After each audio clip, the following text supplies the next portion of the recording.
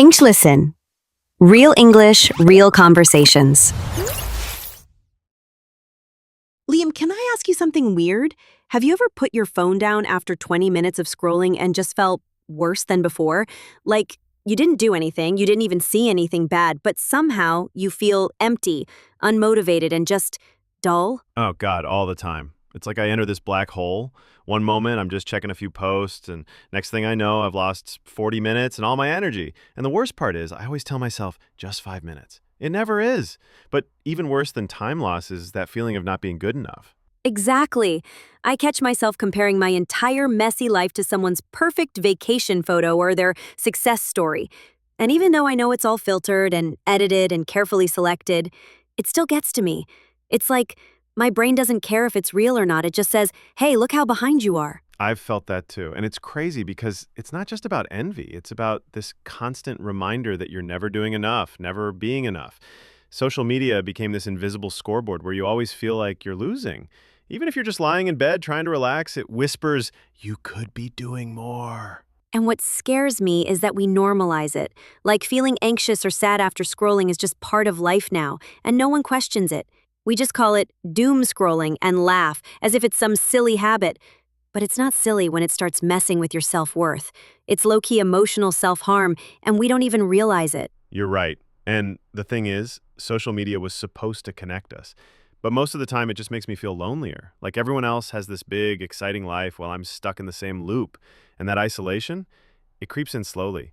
You don't even notice it until you feel drained and disconnected from your real life. Yeah, and sometimes I think the scariest part is that we keep going back. Even when we know it's making us feel worse, we open the app again and again. It's like we're addicted to the comparison, to the noise, to the illusion that maybe this time we'll see something that makes us feel better. Exactly. And don't even get me started on the algorithms. They feed you more of what keeps you stuck. They're not showing you joy or peace. They're showing you outrage, drama, fake perfection, because that's what keeps you scrolling. That's what makes them money. And we trade our attention, our mood, even our mental health for that tiny hit of dopamine. But it's empty. It doesn't fill you. It just numbs you. And after a while, you start forgetting what real connection and real happiness even feel like. You know what's crazy? Sometimes I'll close the app and I literally can't remember anything I just saw. It's like my brain just consumed noise. Nothing meaningful. And then I'll feel this weird emptiness, like I wasted my time, but I can't even explain how. That kind of mental fog, it builds up, and before you know it, your focus, your motivation, it's all gone. Oh my God, yes! And that fog doesn't just stay on your phone, it leaks into everything. Conversations, work, even how you see yourself. Like suddenly, reading a book feels too slow, or having a real face-to-face chat feels draining. It's like our brains are wired for quick hits now, not depth. And that scares me because it means we're slowly forgetting how to actually be present. Yeah. And the comparison part, that's a whole other monster. You see someone's highlight reel and suddenly feel like your life isn't enough, even if 10 minutes ago you were totally fine. It's insane how quickly your self-worth can get hijacked by a stranger's vacation photo. Exactly. And the worst part is, we know it's fake. We know it's curated, filtered, posed, but it still gets to us because our brains weren't built for this kind of constant social judgment. We weren't supposed to see 500 people's best moments before breakfast. And let's be real. When was the last time you picked up your phone and felt better after scrolling for 30 minutes? I can't even remember. It's almost like we're not using the apps anymore. They're using us. You know what's wild? Even when I know someone's life online is just a filtered version, I still catch myself comparing. Like, I'll see someone post a story at the gym or with friends or in some beautiful place, and suddenly I feel like I'm behind in life.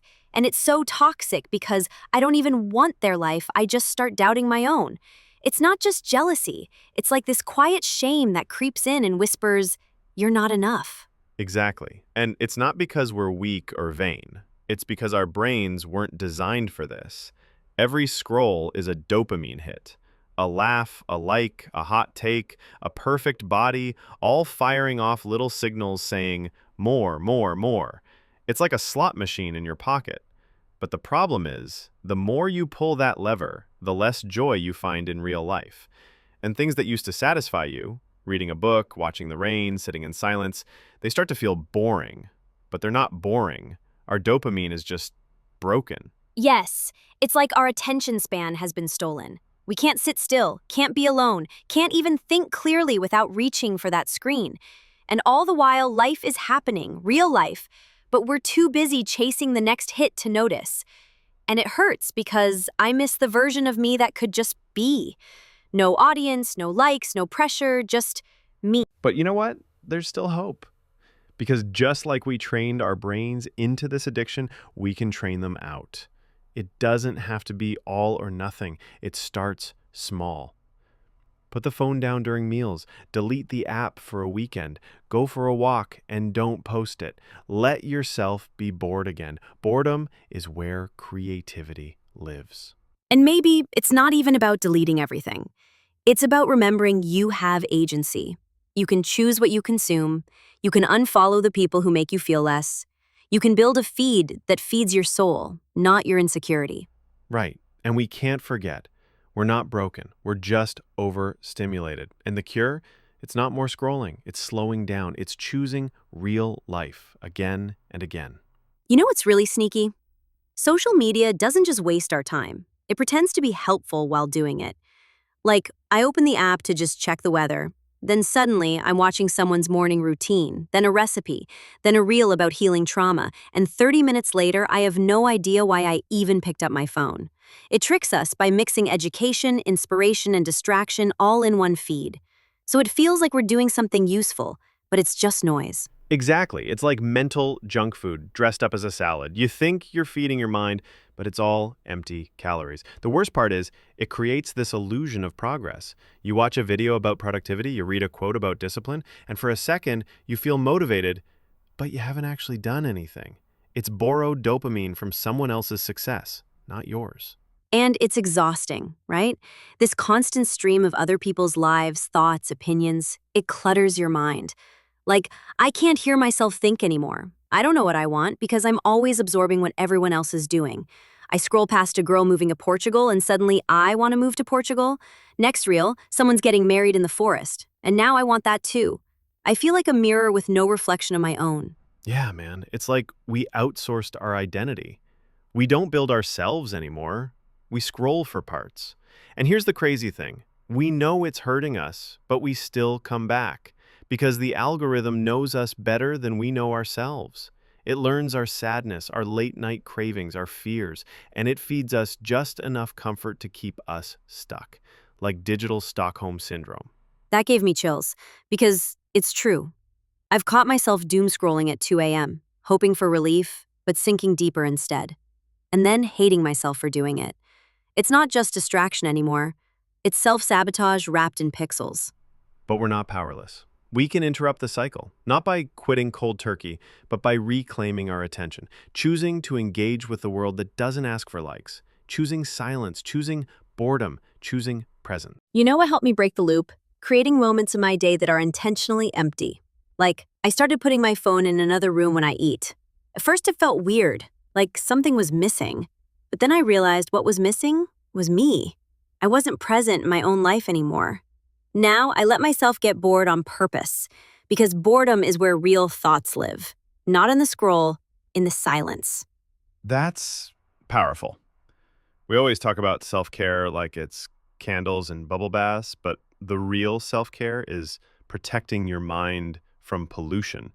It's saying, no, I don't need to see what everyone else is doing right now. I need to see myself.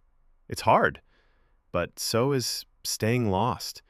At some point, you've got to decide what pain you want.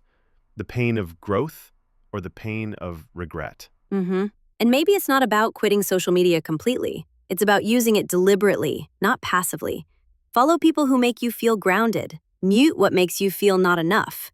And most importantly, don't forget to live a life that's worth logging off for. Exactly. Because no amount of scrolling will give you what a walk in the sun, a deep breath, or an honest conversation can. Real life doesn't come with filters, but it comes with meaning. And that's something no app can ever deliver. So yeah, maybe today, just try putting your phone down for 10 minutes. Sit in silence, breathe, think. You might be surprised what's still there, waiting for you. Thanks for being here with us today. We hope this conversation gave you something real, something to carry with you offline. Take care of your mind. Take care of your time. And we'll see you in the next episode.